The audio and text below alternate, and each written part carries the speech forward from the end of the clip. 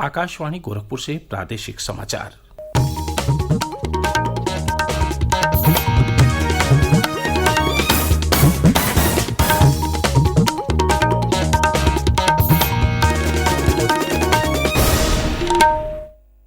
नमस्कार, समाचार बुलेटिन के साथ मैं वेद प्रकाश पाठक।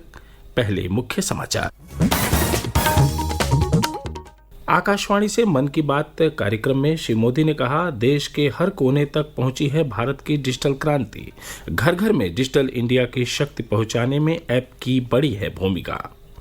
प्रधानमंत्री नरेंद्र मोदी ने देशवासियों से की भारत को स्वच्छ बनाने में योगदान करने की अपील। कहा, प्लास्टिक थैलों की जगह कपड़ों के थैलों का उपयोग करें देशवासी। प्रधानमंत्री ने उत्तर प्रदेश रोजगार मेले को वीडियो संदेश से किया संबोधित। कहा, राज्य में डबल इंजन की सरकार विकास परियोजनाओं को दे रही उच्च प्राथमिकता। और मुख्यमंत्री योगी आदित्यनाथ ने नवचयनित सब इंस्पेक्टरों और प्लाटून कमांडरों को सौंपे नियुक्ति पत्र। कहा, राज्य में पुलिसिंग को बेहतर और प्रभावी बनाने के लिए उठाए जा रहे ठोस कदम।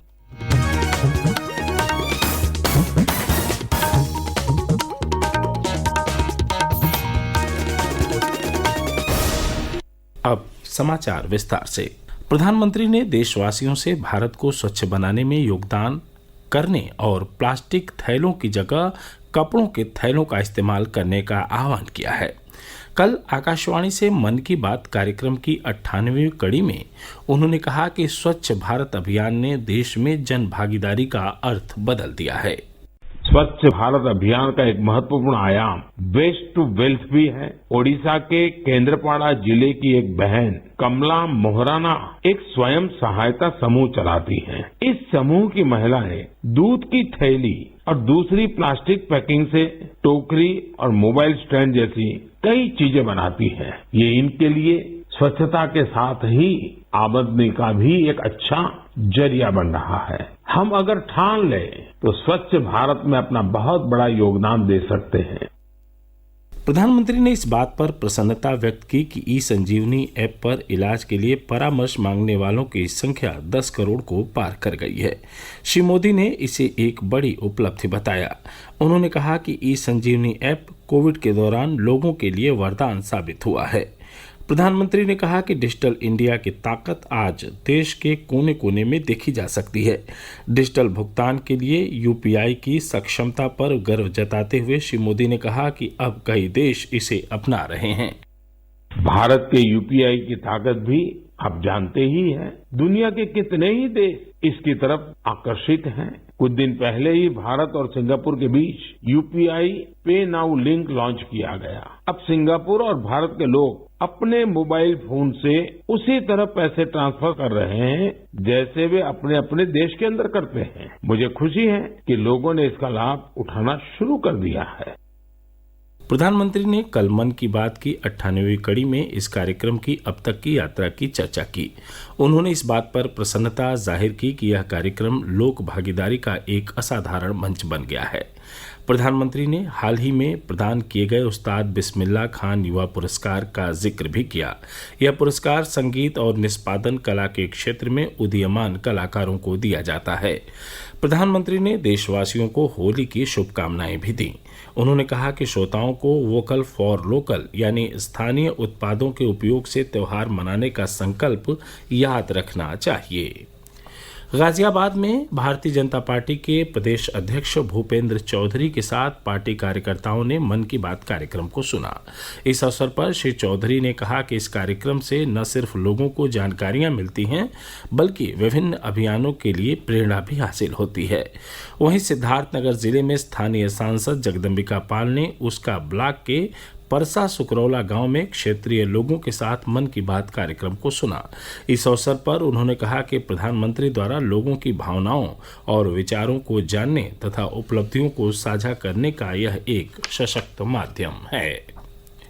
प्रधानमंत्री नरेंद्र मोदी ने कल उत्तर प्रदेश सरकार के रोजगार मेले को वीडियो संदेश से संबोधित किया। श्री मोदी ने कहा कि डबल इंजन की सरकार राज्य में विकास परियोजनाओं को उच्च प्राथमिकता दे रही है। मेले में उत्तर प्रदेश पुलिस के चयनित उप निरीक्षकों और नागरिक पुलिस में चयनित अभ्यर्थियों, प्लाटून कमांडरों और दमकल विभाग में सेकंड अधिकारियों को नियुक्ति पत्र सौंपे गए। प्रधानमंत्री ने कहा कि देश को लगातार प्रतिभाशाली युवा मिल रहे हैं जो अपने नए विचारों से सरकारी तंत्र को अधिक कुशल बना रहे हैं।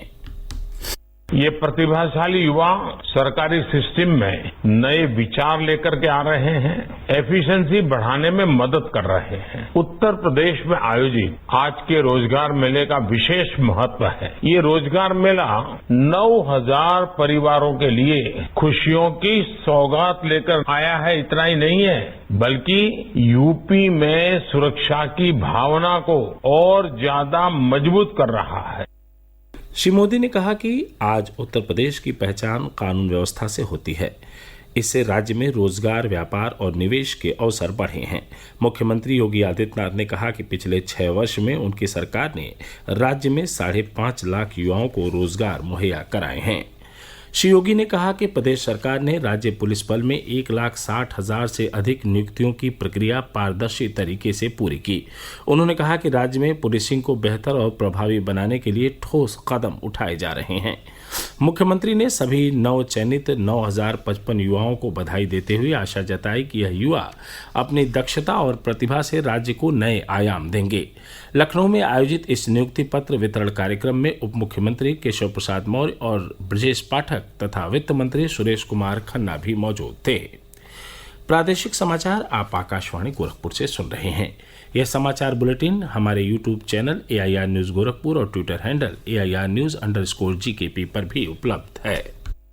मुख्य सचिव दुर्गा शंकर मिश्र ने कहा है कि धार्मिक नगरी अयोध्या को नया स्वरूप देने के लिए कई विकास और सौंदर्यीकरण परियोजनाएं चलाई जा रही हैं।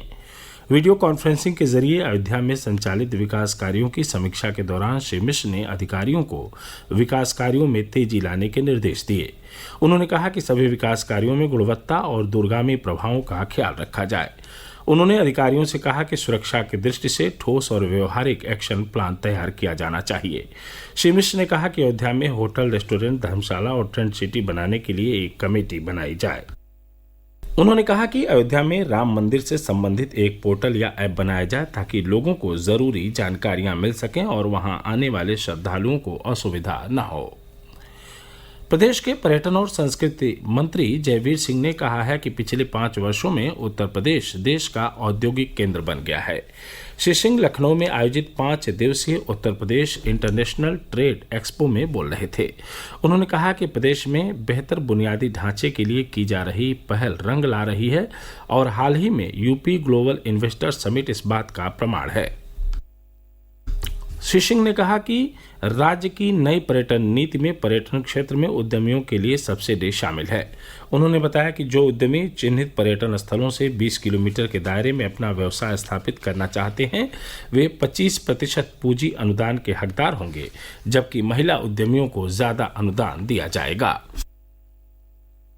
झांसी में कल केंद्रीय कृषि विश्वविद्यालय ने बुंदेलखंड किसान मेला और कृषि प्रदर्शनी का आयोजन किया। प्रदर्शनी का उद्घाटन करते हुए कृषि मंत्री सूर्य प्रताप शाही ने कहा कि यह किसान मेला कृषि कार्य से जुड़े उन सभी हितधारकों को ध्यान में रखकर आयोजित किया गया है जो अपने व्यावसायिक गतिविधियों को विस्तार देना चाहते हैं। रामपुर जिले की प्रसिद्ध रजा लाइब्रेरी का कल भारत और स्वीडन, ऑस्ट्रिया, जर्मनी, स्पेन और इस्टोनिया के दूतावास प्रमुखों ने दौरा किया। इन राजनयिकों ने पुस्तकालय में रामायण, कुरान, पांडुलिपियां और पेंटिंग्स देखी और कहा कि यहाँ का संग्रह दुनिया भर के शोधकर्ताओं के लिए ज्ञान का भंडार है। इससे पहले रामपुर की पूर्व सांसद बेगम नूर बानो और पूर्व मंत्री काजिम अली खान ने इन राजनयिकों का परंपरागत ढंग से स्वागत किया। और अंत में इस बुलेटिन के मुख्य समाचार एक बार फिर। आकाशवाणी से मन की बात कार्यक्रम में श्री मोदी ने कहा, देश के हर कोने तक पहुंची है भारत की डिजिटल क्रांति। घर घर में डिजिटल इंडिया की शक्ति पहुंचाने में ऐप की बड़ी है भूमिका। प्रधानमंत्री नरेंद्र मोदी ने देशवासियों से की भारत को स्वच्छ बनाने में योगदान करने की अपील। कहा, प्लास्टिक थैलों की जगह कपड़ों के थैलों का उपयोग करें देशवासी। प्रधानमंत्री ने उत्तर प्रदेश रोजगार मेले को वीडियो संदेश से किया संबोधित। कहा, राज्य में डबल इंजन की सरकार विकास परियोजनाओं को दे रही उच्च प्राथमिकता। और मुख्यमंत्री योगी आदित्यनाथ ने 9 चयनित सब इंस्पेक्टरों और प्लाटून कमांडरों को सौंपे नियुक्ति पत्र। कहा, राज्य में पुलिसिंग को बेहतर और प्रभावी बनाने के लिए उठाए जा रहे हैं ठोस कदम। इसके साथ ही प्रादेशिक समाचारों का बुलेटिन समाप्त हुआ। नमस्कार।